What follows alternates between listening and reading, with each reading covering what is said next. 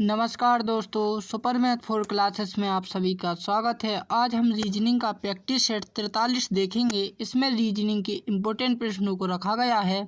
यदि आप SSC, railway, एनटीसीपी या फिर किसी भी स्टेट एग्ज़ाम की तैयारी कर रहे हैं तो यह प्रैक्टिस सेट आप लोगों के लिए काफ़ी इंपॉर्टेंट है, क्योंकि इस प्रैक्टिस सेट में उसी टाइप के प्रश्न दिए हैं जो कि आपकी परीक्षाओं में पूछे जाते हैं। तो दोस्तों मैं साथ ही साथ आपको क्या टॉपिक का नाम भी बताता जाऊंगा कि एग्जाम में किस टॉपिक से कितने क्वेश्चन आते हैं। तो दोस्तों हम शुरू करते हैं प्रश्न 1 से। हमारा पहला प्रश्न है, यदि मास्टर्स बराबर 56 लिखा जाता है, कितना? मास्टर्स बराबर 56 लिखा जाता है तो स्टूडेंट्स को क्या लिखा जाएगा? तो देखो दोस्तों, हमारे पास जो मास्टर है ना, मास्टर को ने 56 किस आधार पर लिख दिया है, ये हमें सोचना है और समझना है। तो देखो दोस्तों, कुछ बच्चे क्या करते हैं, इसका कोड लगाते, जैसे एम की जगह पर उन्होंने 5 लिख दिया, ए की जगह पर कितना लिख दिया, 6। क्योंकि दोस्तों इस टाइप के क्वेश्चन कोड के माध्यम से भी आते हैं। लेकिन दोस्तों हमारे पास कोड पूरा नहीं है, क्योंकि यहाँ पर देख रहे होंगे कि यहाँ पर कितने 5 लेटर अभी हमारे पास छूटे हुए हैं, लेकिन हमारे यहाँ पर उसका कोड नहीं दिया है, इसलिए दोस्तों ये कोड के माध्यम से नहीं होगा। इसके बाद दोस्तों हमें जो लॉजिक देखना है दूसरे वाला, तो आप देख सकते हैं दोस्तों मास्टर में कितने लीटर हैं, 7 लीटर हैं, ठीक है ना। कितने लीटर हैं, 7। 7 का कुछ नहीं किया, उन्होंने स्क्वायर कर दिया है, कितना होता है, 7 7 49। 49 में दोस्तों प्लस उन्होंने 7 कर दिया है तो कितना हो गया है, 56 हो गया। ये हमारा क्या लग गया, लॉजिक लग गया। ठीक इसी प्रकार जब हम स्टूडेंट में लगाएंगे दोस्तों, तो स्टूडेंट में कितने हैं, 8 लीटर है। 8 का स्क्वायर करेंगे दोस्तों तो कितना होता है, 88 64। और उसमें दोस्तों हम 8 प्लस करेंगे तो कितना आ जाएगा, 72।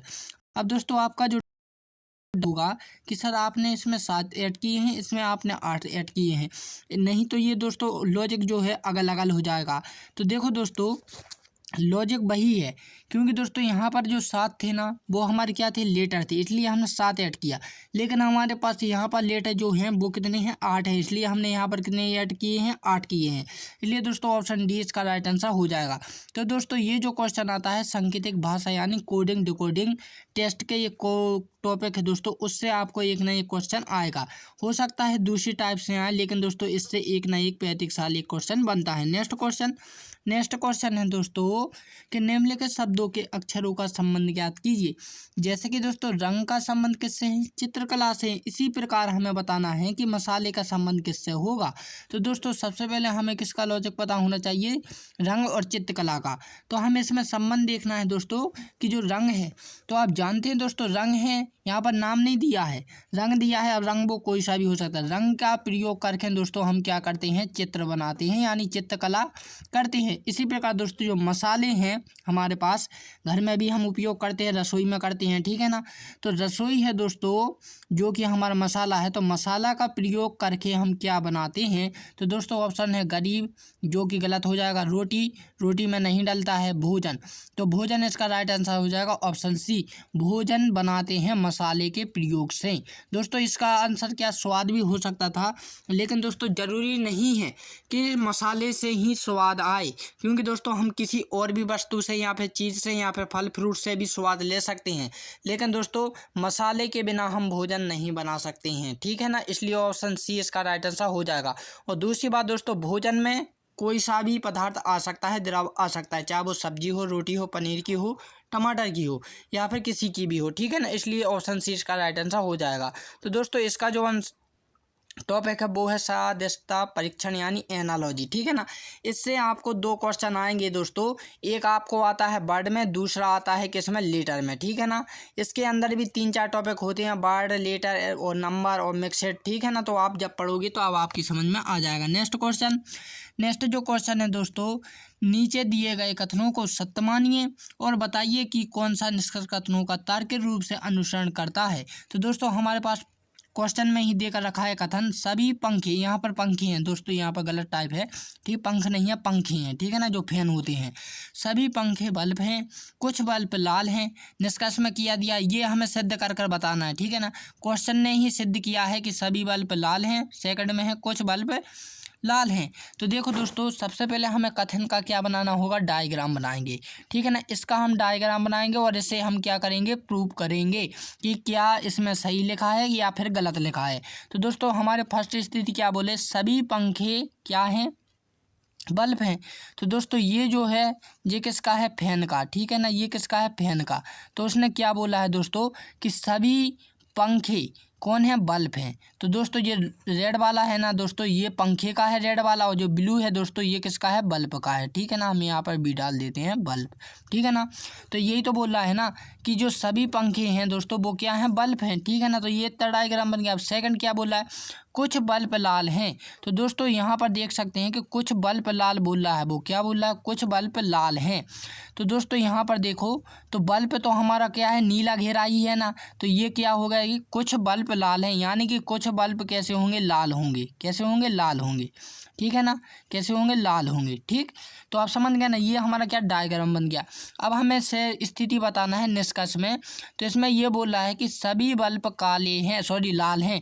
तो दोस्तों ये स्थिति क्या हो जाएगी, गलत हो जाएगी। यहाँ पर देख सकते हैं दोस्तों, कुछ ही बल्ब लाल हैं, सभी के सभी नहीं है, कुछ बल्ब लाल हैं, ठीक है ना। यहाँ पर सेकंड क्या बोला, कुछ बल्ब लाल हैं। जी हाँ, कुछ बल्ब लाल हैं, सभी नहीं है। यहाँ पर सेकंड वाली जो स्थिति है वो फॉलो हो रही है, इसलिए दोस्तों ऑप्शन 20 का राइट आंसर हो जाएगा। केवल निष्कर्ष सेकंड अनुसरण करता है। तो दोस्तों ये जो क्वेश्चन आएगा कथन और निष्कर्ष, स्टेटमेंट एंड कैलकुलेशन में से, ठीक है ना। तो यहाँ पर दोस्तों आपको 2 क्वेश्चन पूछे जाते हैं निष्कर्ष और कथन में से, आप कहीं का भी एग्जाम दे रही हो चाहे, ठीक। नेक्स्ट क्वेश्चन है दोस्तों कि उस बेन आरेख का चयन करें जो दिए गए वर्गों के बीच को संबंध दर्शाता है। तो हमारे पास 3 शब्दों को दिया गया है, कपड़े, फल और लाल। हमें इनमें क्या बताना है, संबंध बताना है कि ये एक दूसरे से किस प्रकार से संबंधित हैं, रिलेटेड हैं, ठीक है ना। तो दोस्तों मैं आपको पहले डायरेक्ट बताता हूँ, इसके बाद मैं आपको बताऊँगा कि किस टाइप से करना होता है। तो दोस्तों जो कपड़े और क्या हैं, फल है, हमारे पास कपड़े और फल हैं, इनमें क्या कोई संबंध है, नहीं है। तो दोस्तों ये दोनों हो जाएंगे, क्या हो जाएंगे, अगल अगल बन जाएंगे। लेकिन दोस्तों जो लाल है, तो आप सभी जानते हैं दोस्तों कि कुछ कपड़े भी लाल होते हैं और कुछ फल भी क्या होते हैं, लाल होते हैं, इसलिए ये इस टाइप का बन जाएगा, जो कि ऑप्शन इसका राइट आंसर हो जाएगा, ठीक। तो ये तो हमने डायरेक्ट देख लिया। अब दोस्तों हमें क्या करना है, इन्हें करना सीखना है कि किस प्रकार से करते हैं। तो देखो दोस्तों, जब भी आपको बेन आरेख बनाने के लिए आए तो कोई से भी 2 शब्दों को ले लिया करें, चाहे तो वो आप फल और कपड़े को ले सकते हैं, या फिर कपड़े फल को ले सकते हैं, या फल या लाल को ले सकते हैं, या फिर किसी को भी 2 शब्द लेना है, ठीक, कोई से भी। जरूरी नहीं कि जो शब्द मैं ले रहा हूँ वही आप लें। तो दोस्तों मैं फर्स्ट 2 आगे के ले लेता हूँ, कपड़े और फल। इन दोनों में संबंध देखता हूँ दोस्तों, क्या किसी प्रकार का संबंधित है, तो नहीं। कपड़ा जो होता है दोस्तों वो अगल होता है, और जो फल होते हैं दोस्तों वो क्या होते हैं, अगल होते हैं, ठीक है ना। तो ये हमारे हो गए 2 शब्द। अब बचा हमारे पास लाल। तो लाल का संबंध आपको कपड़े से भी देखना होता है और किससे, फल से भी देखना होता है। तो आप सभी जानते हैं कि कुछ कपड़े कैसे होते हैं, लाल रंग के भी होते हैं, ठीक है ना। कैसे होते हैं, लाल। तो ये वाला जो है दोस्तों ये किसका है, ये डायग्राम था हमारा किसका, कपड़े का, ठीक है ना। ये कपड़े का था, ये हमारे पास फल का था। तो कुछ जो कपड़े हैं दोस्तों वो कैसे हैं, लाल हैं, ठीक है ना। इतना बन गया। अब हमें फल का देखना है। तो आप सभी जानते दोस्तों सभी के सभी फल लाल नहीं होते, कुछ फल भी क्या होते हैं, लाल होते हैं, इसलिए दोस्तों ये भी क्या हो जाएगा, फल भी लाल हो जाएगा।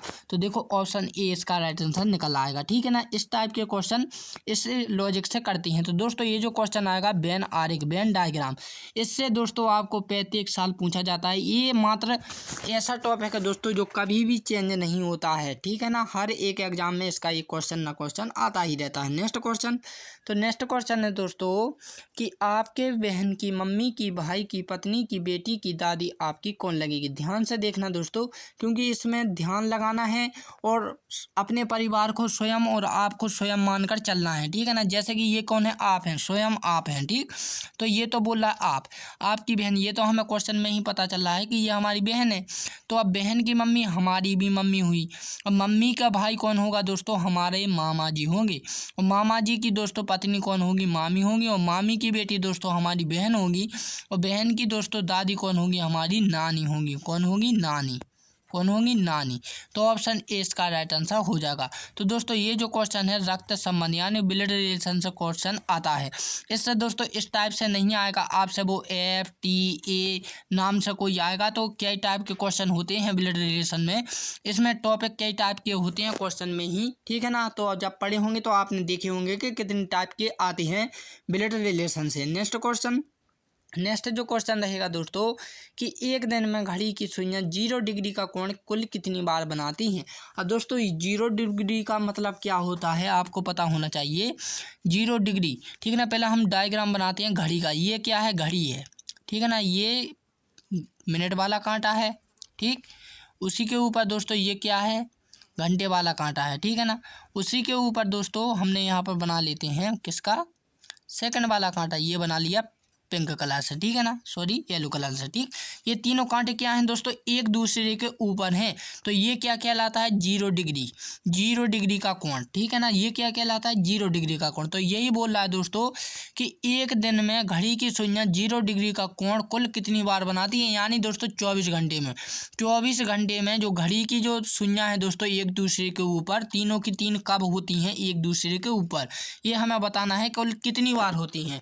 तो दोस्तों पहले तो मैं आपको क्वेश्चन समझा देता हूं कि क्वेश्चन आपसे कितनी टाइप से पूछेगा। तो दोस्तों फर्स्ट जो टाइप है 0 डिग्री का कोण कब बनाती हैं, कितनी बार बनाती है, एक तो आपसे इस टाइप से पूछेगा।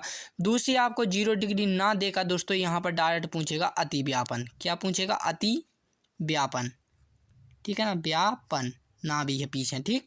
क्या है, अति व्यापन। अति व्यापन के नाम से भी आपको ये क्वेश्चन आएगा, ठीक है ना। और यदि आपको ये डिग्री और अति व्यापन ना देकर रखा जाए तब आपसे ये पूछेगा एक दूसरी, ठीक है ना, एक दूसरे के ऊपर। क्या, एक दूसरे के ऊपर, ठीक है ना। क्या पूछेगा, एक दूसरे के ऊपर। तो ये भी पूछ सकता है एक दूसरे के ऊपर कुल कितनी बार होती हैं। तो 3 टाइप के क्वेश्चन बनते हैं दोस्तों। और ये क्वेश्चन आपको 2024 7वें महीने में पूछा जा चुका है एसएससी सीजीएल में। और दोस्तों तो अब जब बताना है हमें कि 24 घंटे में कुल कितनी बार होती है, तो दोस्तों इसके लिए कोई लॉजिक नहीं होता है, ठीक है ना। जैसे कि हम ऑब्जेक्टिव वस्तुनिष्ठ जो प्रश्न करते हैं याद, उसी टाइप का ये भी होती है। जब हम रीजनिंग घड़ी पढ़ते हैं दोस्तों तो उसमें बेसिकली जो जानकारी होती है ये ऑब्जेक्ट के माध्यम से लिखाई जाती है। तो इसलिए छोटी छोटी बातें आपको पता होनी चाहिए। ये डायरेक्ट आपको याद रखना है कितनी बार, 22 बार। कितनी बार, 22 बार, टोटल 22 बार। ऑप्शन सी इसका राइट आंसर हो जाएगा। 22 बार जो घड़ी की सुइयां हैं वो तीनों के तीनों एक दूसरे पर होती हैं, कितने, 24 घंटे में, एक दिन में, ठीक है ना। और यदि बात की जाए दोस्तों 90 डिग्री, 90 डिग्री का मतलब समझते हैं ना, जैसे एक कांटा 12 पर है, एक कांटा 3 पर है, ये क्या होता है, 90 डिग्री का। तो ये दोस्तों दिन में 44 बार बनाती हैं। कितनी बार, 44 बार, ठीक है ना। अब आपसे इस टाइप का क्वेश्चन भी पूछा जाता है दोस्तों कि एक दूसरे के विपरीत, यानी कि 180 डिग्री का कोण, ठीक है ना, एक दूसरे के विपरीत। तो 180 डिग्री का कोण कितनी बार बनाती हैं दोस्तों, तो वो भी 22 बार बनाती हैं। यानी दोस्तों जो 0 डिग्री और 180 डिग्री का कोण है दोस्तों वो कितनी बार बनाती हैं, 22 बार बनाती है। लेकिन 90 डिग्री का कोण कितनी, 44 बार बनाती है, ठीक ना। तीनों के तीनों क्वेश्चन दोस्तों आपको क्या एग्जाम में पूछे जा चुके हैं, इसलिए मैंने आपको बताया है। तो दोस्तों ये जो क्वेश्चन आता है रीजनिंग कैलेंडर सॉरी घड़ी से रिलेटेड, ठीक है ना। तो दोस्तों ये ऐसा है जो कि परिवर्तन होता रहता, आता भी है और नहीं भी आता। नेक्स्ट क्वेश्चन देखते हैं। निम्नलिखित शब्दों को एक तर्कपूर्ण और अर्थपूर्ण क्रम में व्यवस्थित कीजिए। तो दोस्तों ये जो क्वेश्चन है ये आप लोगों को मुझे कमेंट करके बताना है। तो दोस्तों यदि आपको वीडियो अच्छी लगी है तो इस वीडियो को लाइक एंड सब्सक्राइब करें, साथ ही साथ इसे शेयर भी कर दें ताकि दूसरे व्यक्ति भी इस वीडियो को देखकर अपने टॉपिक और दोस्तों विषय सब्जेक्ट की तैयारी कर सकें। तो दोस्तों अब हम मिलेंगे अपने 44वें सेट में, तब के लिए जय हिंद एंड जय भारत।